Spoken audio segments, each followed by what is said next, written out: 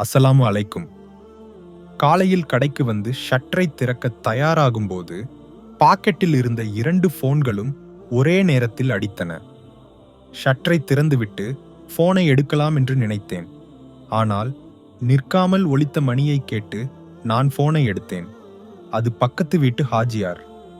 பையா, அக்கு, நீ வேகமாக வீட்டுக்கு வா என்று முகவுரை இல்லாமல் ஹாஜியார் சொன்னார். என்ன ஹாஜியாரே, என்ன ஆச்சு என்று கேட்டேன். கவலைப்படாதே பையா, நீ வேகமாக வீட்டுக்கு வா என்று சொல்லி ஹாஜியார் போனை வைத்தார். உடனே தம்பியின் நம்பருக்கு டயல் செய்தேன். ரிங் ஆகிறது. ஆனால் அவன் போனை எடுக்கவில்லை. வேகமாக போனை பாக்கெட்டில் வைத்து முடிந்த அளவு வேகத்தில் வீட்டுக்கு புறப்பட்டேன். நேற்று பிரஷர் செக் செய்ய டாக்டரிடம் சென்றபோது அவர் சொன்னார், அம்மாவின் பிபி இப்போது கொஞ்சம் அதிகமாக இருக்கிறது, அவ்வப்போது செக் செய்ய வேண்டும் என்று. கடவுளே, என் அம்மாவுக்கு எதுவும் ஆகிவிடக்கூடாது ரப்பே என்று பிரார்த்தித்துக் கொண்டே பைக்கை ஓட்டி வீட்டுக்கு வந்தேன். வீட்டு கேட்டை கடந்தவுடன் முற்றத்தில் ஒரு சிறிய கூட்டம். எல்லோரும் சோகத்துடன் என்னை பார்த்து நின்றனர். கடவுளே, என் அம்மாவுக்கு என்ன ஆயிற்று? என் இதயத் துடிப்பு வெகுவாக அதிகரித்தது. அம்மா என்று கத்திக்கொண்டே வீட்டுக்குள் ஓடினேன். அப்போது கண்ணீரில் கலங்கிய கண்களுடன் அம்மா வந்து என்னை இறுக்கமாக கட்டிப்பிடித்து அழுது கொண்டே சொன்னார், பையா, நம்ம சுலு. அம்மாவின் வார்த்தைகள் என் இதயத்தை துளைத்து மூளையில் அதிர்வை ஏற்படுத்தி முழங்கிக் கொண்டிருந்தன. சற்று முன்பு என் சுலுவின் கைகளால் செய்த சாயாவும் பலகாரங்களும் சாப்பிட்டு அதை முடித்துவிட்டு வெளியே சென்றவன் நான். என்னால் எதையும் நம்ப முடியவில்லை. அவளை வெள்ளை துணியால் மூடி வைத்திருந்த கட்டிலை பார்த்து சுலு என்று கதறி அழுது கொண்டே நான் கட்டிலில் விழுந்தேன். பொதுவாக நான் வெளியே செல்லும்போது அவள் சமையலறை கதவில் வந்து பார்த்து நிற்பது வழக்கம். ஆனால் இன்று கேட் வரை வந்து என்னையே பார்த்து நின்றாள். நான் அவளிடம் கேட்டேன், என்னடி பெண்ணே, இன்னைக்கு என்னை இப்படி பார்க்கிற? அவள் சிரித்துக்கொண்டே சொன்னாள், நான் என் இக்காவை பார்க்கிறேன். எப்போது திருப்தியாகும் வரை வேகமாக பார்க்கிறேன். வேகமாக பாருடி, கடைக்கு போக தாமதமாகுது. பார்த்தும் பார்த்தும் திருப்தியாகலையா என் முத்தே என்று கேட்டேன். இதற்காகவா இருந்தது ரப்பே, எனக்கு தெரியவில்லை. என் சுலு சுலு என்று உரத்து அழுதேன். வெள்ளை துணியால் மூடப்பட்ட அவளின் அசையாத உடலை பார்த்து என்னால் தாங்க முடியவில்லை. என் உயிரை இழந்த என் சுலுவை மார்போடு அணைத்து மீண்டும் மீண்டும் கதறி அழுதேன். இந்த காட்சியை பார்க்க முடியாமல் என் நண்பர்களும் உறவினர்களும் அங்கிருந்து விலகி நின்றனர். திடீரென என் இதயம் நின்று விடுவது போல உணர்ந்தேன். கண்களில் இருள் பரவியது. உடல் முழுவதும் ஒரு மரத்துப்போன உணர்வு. சுலு என்று உரத்து கத்தியபடி நானேலிருந்து விழுந்தேன். யாரோ என் முகத்தில் தண்ணீர் தெளித்தனர்.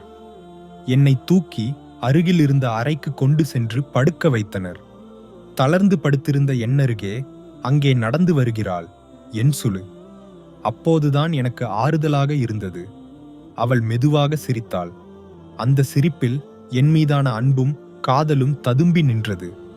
அவளின் புலம்பல்கள், புகார்கள், சிரிப்பு, கிண்டல்கள், அவளின் காதல் எல்லாம் ஒரு திரைச்சீலை போல மின்னி மறைந்து கொண்டிருந்தது.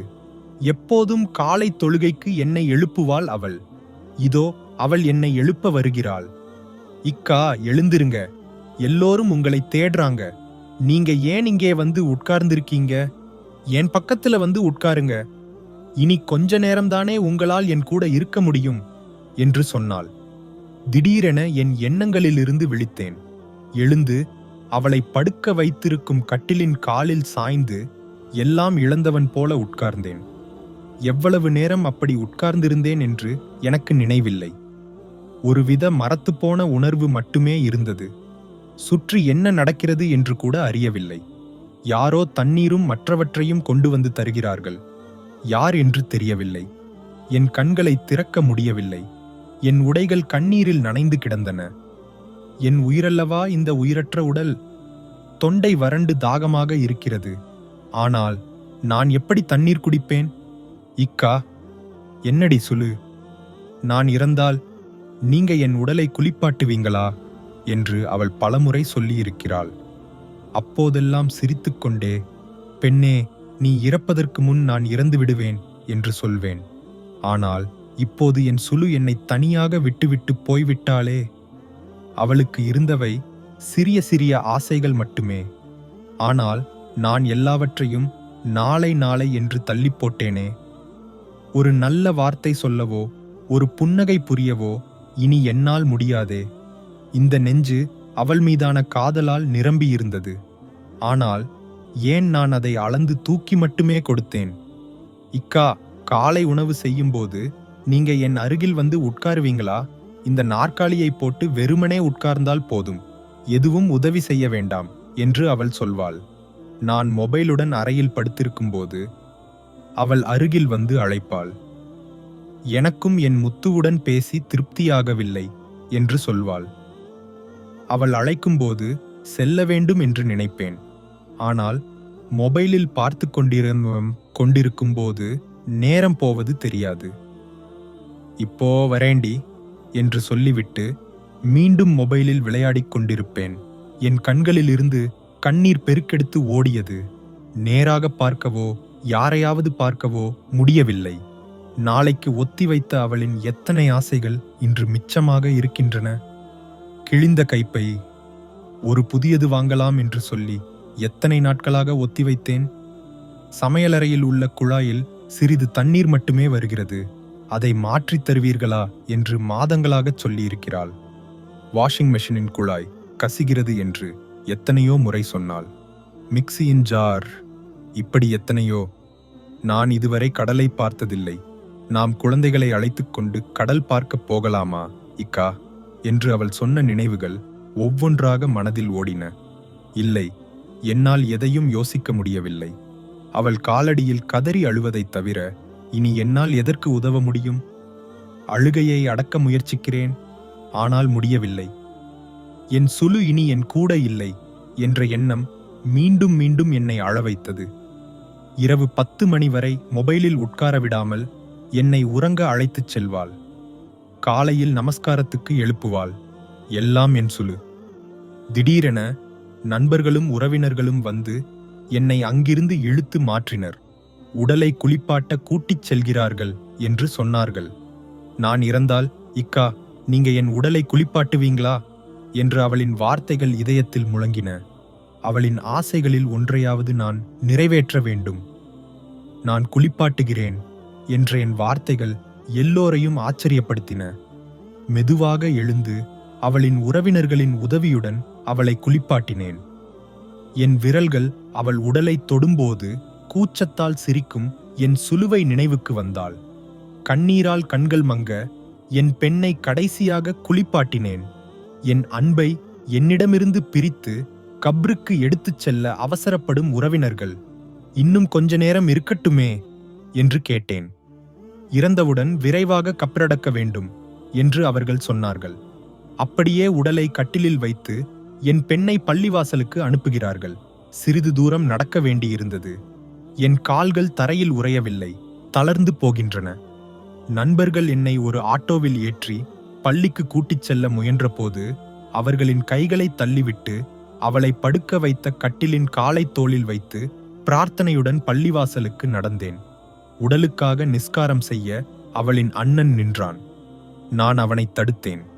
என் உயிரின் பாதி இல்லை, பாதி இல்லை, என் முழு உயிருமானவளுக்கு என்று இதயம் உடைந்து பிரார்த்தித்தேன். அப்படியே அவளை கப்ருக்கு எடுத்துச் செல்கிறார்கள். என் இதயம் விம்மத் தொடங்கியது. என் சுலு இனி என் கூட இல்லை என்ற உண்மையை ஏற்க முடியவில்லை. எல்லோரும் சேர்ந்து அவளை மண்ணறைக்குள் இறக்கி வைக்கிறார்கள். என் நினைவிலும் கனவிலும் நிரம்பியவள். கஷ்டத்திலும் துக்கத்திலும் சுகத்திலும் கூட நின்றவள்.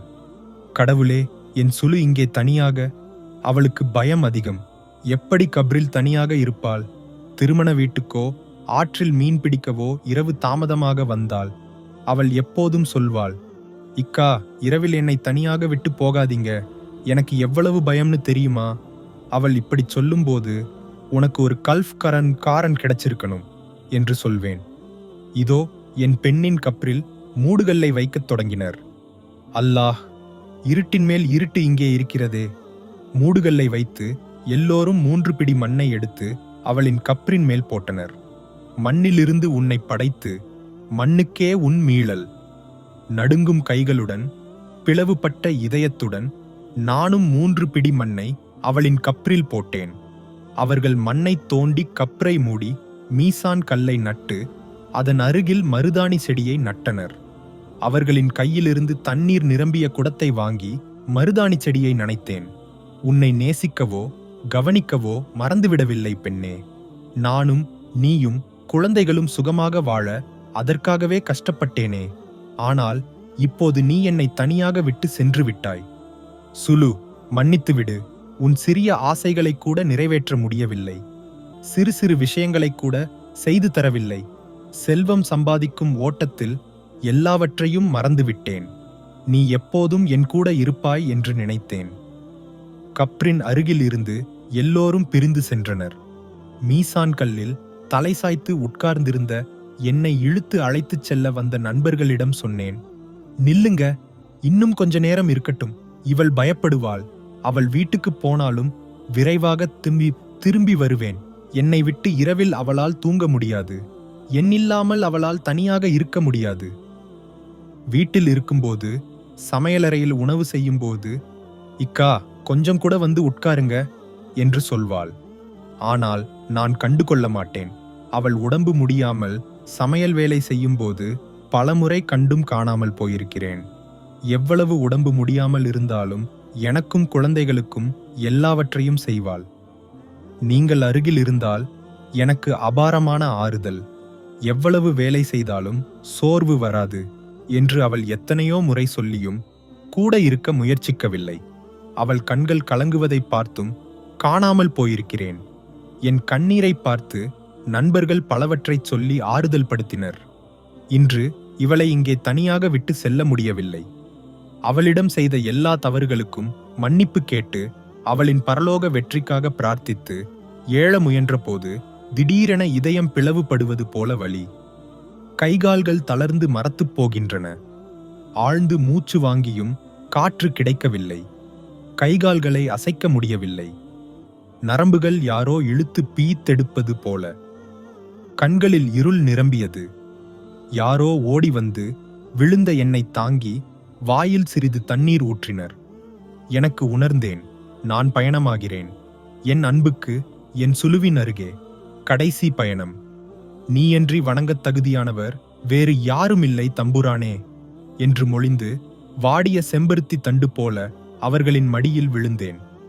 நம் அன்புக்குரியவர்களுக்கு நாம் கொடுக்க மறந்த அன்பை தயங்காமல் ஆவோலம் கொடுங்கள். அவர்களின் சிறு சிறு ஆசைகளை நிறைவேற்ற முயற்சியுங்கள். நாளை அவர்கள் நம்முடன் இல்லை என்றால் அது நமக்கு தீராத வலியாக இருக்கும்.